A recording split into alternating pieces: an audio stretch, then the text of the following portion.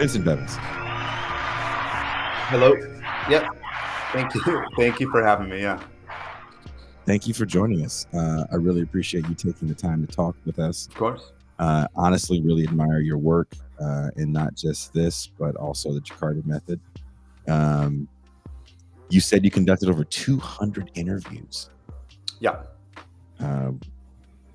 That's some damn good reporting. This book is such a brilliant, well-researched piece of work.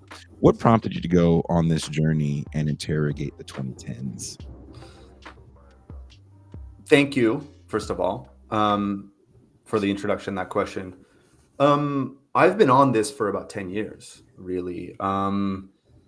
It all started in Sao Paulo, the largest city in South America, in 2013, when I was working as a foreign correspondent, when a small group of leftists and anarchists set off a wave of protests that grew very, very large.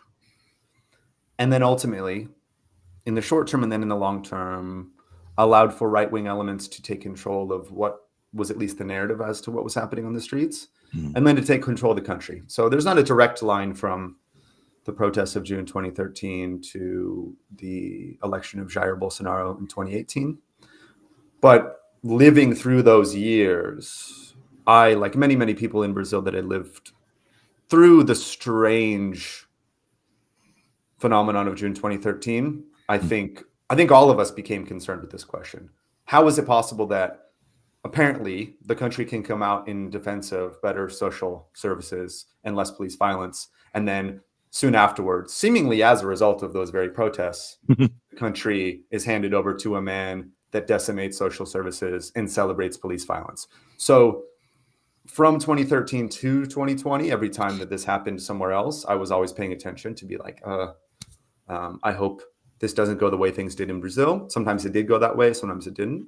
And then I also started to look backwards on the things that had happened before 2013, because I believed that the media's decision to interpret what was happening in Brazil as if it was like the so-called Arab Spring and other uprisings around the world contributed to the final outcome. So I was in the middle of an explosion that sort of literally arrived outside my bedroom in Sao Paulo 10 years ago.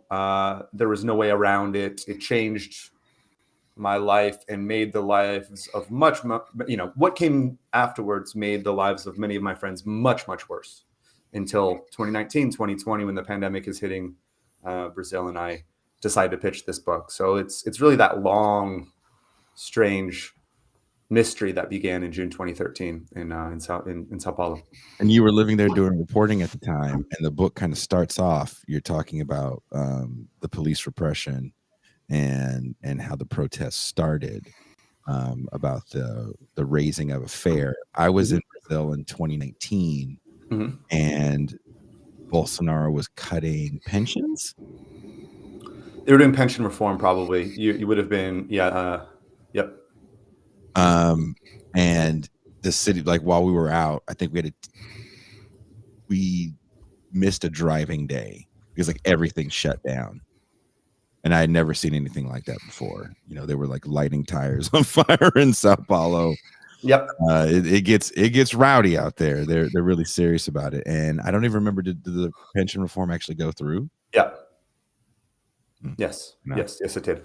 Quite controversially. I mean, the government that was installed after the parliamentary coup in 2016, both Michel Temer and then ultimately Jair Bolsonaro, delivered quite a lot of what the business class wanted. And then by the time the pandemic started, right after, I guess, your last visit, Bolsonaro demonstrated himself to be quite bad at governing the country in almost every other way. So after delivering a set of goodies to the ruling class, the business class from 2016 to 2020, parts of, like, I don't know, what do you want, the national bourgeoisie, the local business elites, capital, slowly sort of abandoned Bolsonaro, because I think kind of they got quite a lot from him, and then he was bad at administration afterwards. And then like the ways in which he was bad at administration were incredibly visible. If you zoomed forward from 2013, when I'm living in downtown Sao Paulo, to 2020, when the pandemic arrives in downtown Sao Paulo, it's like a different universe. It's like a movie about the end of the world, where It's like, you know, a relatively normal urban center in the middle of a large South American country. And then in 2020, it's like kids huddled around trash cans on fire, cooking noodles, trying to stay alive. Literally like roving gangs in the streets, like carrying torches, trying to find anyone to rob to get some kind of access to finance. Things got quite bad. But yeah, that would have been 1 year after, I suppose, last time you came. And it's also interesting that a lot of this stuff, and you know, and Hercules, they talk about this a lot in the end of history, and of the fact that you also in the book you bring up the fall of the Soviet Union, because I think it's a very important point. We're going to get into later, but the idea of corruption can be a unifying force for people to come out in mass and protest. And in the South America context, you always hear the term corruption when it comes to politicians. So there's almost kind of a natural mistrust of politicians, regardless of the politics they may be presenting. And one thing I found fascinating about Lula, and maybe it was just the people that I was around, our tour manager, his parents were part of PT in the early days. And so he actually had like an autographed copy of Lula's book from like the early 90s that he wrote. So we were in some leftier circles in the heavy music scene. But as we were saying off air, we definitely found ourselves in some fashy territory. But there was one thing that I found surprising, was that there's this kind of, we all hate corruption. All politicians are corrupt. And Lula kind of skirted that for some time while he was in office, until, you know, sadly he couldn't, because when we were there, he was actually in prison. You talk about how these protests kind of got co-opted by a right-wing element and a nationalist element as well. Why do you think that's so easy for that to happen?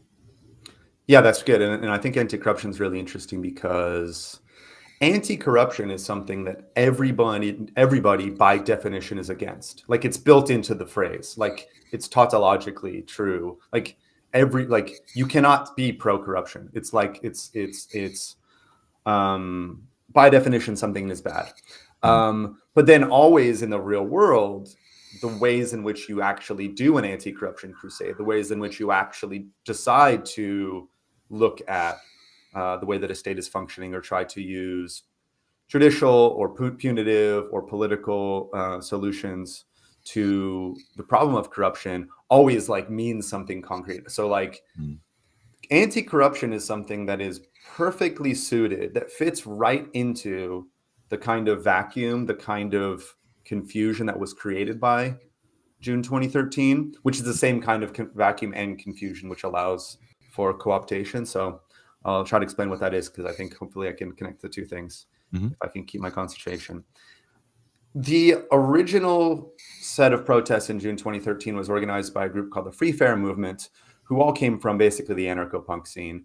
They were committed horizontalists. They had been working for 8 years studying ways to push the country towards ultimately free public transportation in all instances. But what they would actually do is that every time there was a price rise, they would organize very contentious, very visible, very prefigurative, direct action oriented demonstrations against the price rise. So they do this 4 times in June 2013. The mayor of Sao Paulo is from the Workers' Party, from Lula's party. He's somebody who himself has come up as a dissident, fighting the dictatorship that was the power that he faced off against when he was younger. After the first 4, on the morning of the 4th protest, Brazil's mainstream media, which is controlled by oligarchs and populated by the types of journalists that come from the parts of Brazilian society that never have any experiences with the Brazilian police. This is the class of Brazilians that have no direct experience of what military police repression actually is. This class of mainstream media outlets calls for a crackdown on this movement on the morning of June 13th. Now, again, if they had known what the military police are actually like in Brazil, and the military police in Brazil are a legacy of the US-backed dictatorship that took over in 1964, then perhaps they should have understood what was going to come after they asked for a police crackdown. But what happens is the crackdown comes, shocks the country, not only hits the punks and the anarchists that they believe to be legitimate targets of police repression. The crackdown hits journalists. It hits me, but my case doesn't matter who, I'm fine. But it hits other journalists whose cases go viral and convince the same exact media outlets that called for a crackdown to switch their narrative to say, actually, this is, instead of a group of anarchists and punks on the streets that we need to clear off the roads, this is a patriotic uprising in defense of the right to rise up in defense of something. But in that moment when they're trying to explain why it's good now, that is a vacuum of meaning. There's a moment where it's up for grabs what this thing is going to mean, because they're not going to take the position of the horizontalist anarcho-punks that demand the decommodification of public transportation. That's obviously not going to be the reason that they supply. So there's this kind of battle that happens on social media, but also in traditional media over the next few days as to what actually this thing is about.